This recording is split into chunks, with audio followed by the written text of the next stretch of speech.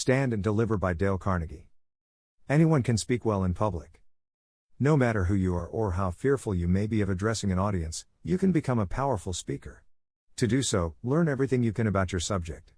About 10 days to 2 weeks before your presentation, spend 20 minutes writing no fewer than 50 questions about your topic. In another session, learn their answers.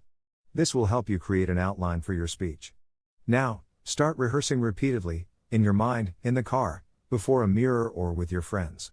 Old-fashioned oratory, in which the speaker sets off all kinds of verbal fireworks, just won't work in a contemporary setting. Don't memorize your speech. Your recall may fail at the podium. Instead, know it so well you can speak naturally, using your prepared answers as your main points. As you rehearse, your presentation structure will take form. Speak naturally, not in a forced or histrionic tone. Practice how to stress different words and phrases. Alternate your timing, delivery and vocal pitch. Try talking at various speeds to see what works best. Be yourself. Speak straight from the heart. Be true to yourself. Dale Carnegie and Earl Nightingale, both superb public speakers, spoke naturally, each according to his individual personality, background, and natural talents. With his Missouri farm roots, Carnegie spoke freely and easily, like someone chatting with a neighbor. Nightingale, who possessed a remarkably powerful voice, was a famous radio broadcaster for more than 3 decades. His dramatic delivery was totally different from Carnegie's sound. Yet both were well-regarded public speakers, by being themselves. The best way to sound like you know what you're talking about is to know what you're talking about. Anonymous. Like all effective speakers, Carnegie and Nightingale made their audiences the focus of their speeches. All audiences love to hear about themselves. Russell Conwell, a popular public speaker, delivered his most famous speech, Acres of Diamonds, almost 6,000 times. Each time, he made the speech different, depending on where he gave it. Prior to each engagement, Conwell talked with local townspeople, including ministers, school principals and barbers, to find out what was on the minds of the people in the community. Then he delivered his speech accordingly. Be conscious of your audience, but also of yourself. Dress smartly. Move around in a planned, carefully limited way on stage. Use eye contact to connect with people in your audience. Does the idea of public speaking make you want to hide? You can control your fear of public speaking, but first you must truly want to communicate with your audience. See yourself in the role of a messenger who must deliver a vital message. Psychologist William James taught that bravery derives from simply acting bravely. Use this approach on stage. Remind yourself of the benefits of effective public speaking. To take your mind off yourself, use props when you speak publicly. Human beings are talking beings. The best way to overcome the fear of any activity is to do it, over and over again, until it becomes second nature. This rule applies to every facet of life, including public speaking. Give yourself credit for your speech preparation. Let all your hard work move you along when you are on stage. While you are speaking, reserve judgment about how you are doing until later. Don't let anyone distract or discourage you. If your speech bombs, learn from that failure so you will give a better speech next time. Spend an hour a day developing your writing skills. List your goals and write 20 steps you can take now to deeply embed your objectives in your subconscious mind. Persuasion is the result of suggestion or instinct rather than logical processes.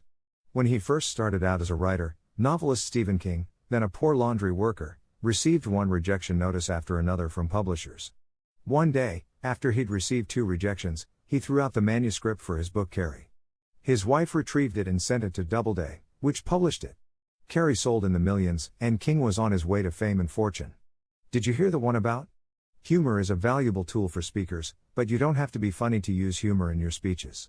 However, you do need to communicate to your audience that you want them to get a laugh from your speech, you want them to be happy. Gracefully tie your humor to your presentation, but don't use awkward transitions, like that reminds me of a story. Sincerity needs to be combined with intensity. Along with your authenticity, you need to communicate your energy. One way to add humor to any presentation is to make yourself the butt of a joke, just as funny man and supposed notorious tightwad Jack Benny did on his radio show. In a famous skit, a robber held up Benny saying, "Your money or your life." As Benny's pause grew longer, the audience completely broke down, laughing uncontrollably. Once his listeners regained their composure, the robber repeated his demand, "I said your money or your life." Benny's measured reply, "I'm thinking. I'm thinking." The audience again exploded into extended laughter as Benny acted the part of a skinflint in a supposed life or death quandary. His self-deprecating humor was a hit. Of course, use comedy judiciously. Be sure the context of your speech lends itself to levity. Tell stories about others. Great orators wrap their speeches in stories and anecdotes that personalize their topics. Generally, focus your anecdotes on other people, not yourself, unless they reveal something meaningful and personal about you. Such stories touch your listeners' hearts. Abraham Lincoln was a master at weaving such stories into his speeches to provide emotional relief from his intellectual content. Emulate Lincoln, get your audience to think and feel. Stories and anecdotes help people sense the emotions in your speech and reflect on your message. Opposing ideas are much less likely to arise when the main idea is presented with feeling and contagious enthusiasm. Touching audience members' feelings creates an intimate bond with each person. This is what President Franklin D. Roosevelt did with his fireside chats, his radio broadcasts to the nation. Roosevelt always imagined that he was speaking to a single person, someone sitting with him. Even though he could not see his audience, he smiled and used friendly gestures as he spoke. Do the same during your speeches. Choose your words with care. Don't use big words if small ones will do. Don't use 30 words if you only need 15. Make your crucial points, and then repeat them. Don't make your rhetoric rhetorical. People speak in public for 3 reasons: to inform, to entertain, or to inspire action. The latter is by far the most common. If the goal of your speech is to motivate others to act, you want people to respond with, "Let's march." And not, "That was a lovely speech." Make your goal clear by moving your audience members' feelings, and gaining their interest and confidence. Be sincere, earnest, and straightforward to forge a powerful connection, and persuade people to line up enthusiastically, no matter how preposterous your proposal. Tell them what you're going to tell them. Tell them. And then tell them what you told them. Use your experiences to lend color and meaning to your speech as you support your primary theme with facts. To motivate audience members to take action, speak in terms of their desires, for example, their wishes for personal gain or their fear of loss. One primary human desire is to gain admiration. Lincoln grew his beard to appear authoritative and gain credibility. He wanted people to admire him. When you help audience members feel proud of themselves, you create the best opening for motivating them to take the actions you advocate. You need a fast start. Use a strong opening to get off to a fast start in winning over your audience. Plan and practice every word of your speech's important beginning. Use words that immediately capture the interest of your listeners. If you don't seize their attention within the first 5 seconds, you are in trouble. Pique their curiosity. State an outcome so they become eager to learn the cause. Hold up something they want to see and learn more about, or ask them a question. Having a great opening that makes audience members sit on the edge of their seats is a terrific way to develop confidence as a speaker. Such confidence can carry you through to the end of your speech. Persuade your audience. Audiences can be skeptical, but you can use 3 techniques to convince them to adopt your point of view: present a rational argument, excite emotions, and use your strength of character and personality as influential levers. No matter which approach you take, frame your message in a compelling way by using the 5 building blocks of persuasion. Invention: determine the best, most creative way to declare your point. You want to make a memorable statement, like President John F. Kennedy did in his inaugural address when he said, "The torch has been passed to a new generation of Americans." Arrangement: take care with the way you organize the ideas in your speech and how you introduce your theme. Establish 3 parts in your speech: a beginning, a middle, and an end. Style: you will project your personality through the words you choose and the way you write your speech. Decide which traits to embody. Use a style that fits the occasion while being true to yourself. Memory: while you should not learn your speech by heart, you have easy to recall mileposts, such as 6 major points, so you can concentrate and stay on track. Delivery: the manner in which you say things, how you physically speak, is your delivery. It is strictly an audio channel, and getting it right requires lots of practice. Make sure you have finished speaking before your audience has finished listening. American performer Dorothy Sarnoff: to influence your audience, use the power of suggestion instead of arguing. People want to believe, they do not welcome doubt.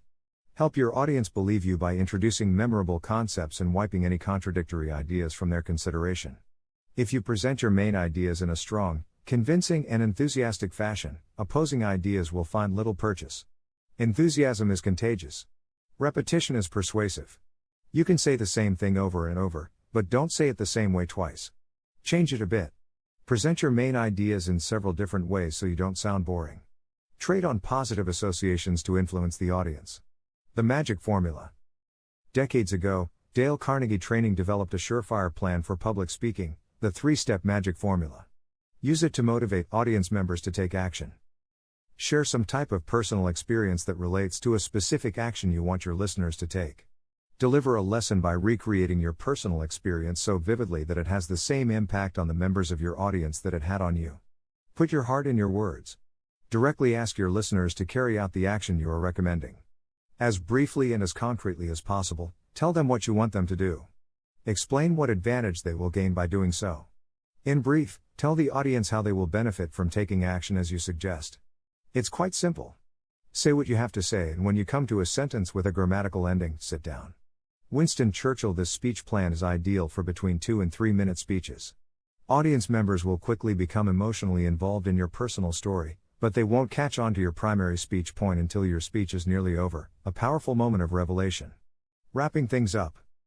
Make the end of your speech as memorable as the opening. Plan it just as carefully. Write your ending. Practice until it flows naturally. Do not end your speech with a trite thank you. Instead, end it with words and thoughts that the members of your audience will not forget. Never waste their time, always involve them, and never talk for too long. It usually takes me more than 3 weeks to prepare a good impromptu speech. Mark Twain. The question and answer session after your speech is another opportunity to engage your listeners. This wrap-up period gives you an opportunity to clarify your message and emphasize your main points. Control the content period by setting a time limit so audience members know how long they have to pose questions and receive your answers. Be sincere, be brief, be seated. Franklin D. Roosevelt established proper eye contact with the people who ask questions. If you don't know the answer to a question, be honest and tell the questioner that you don't know. Don't let any question deflect you from your main message.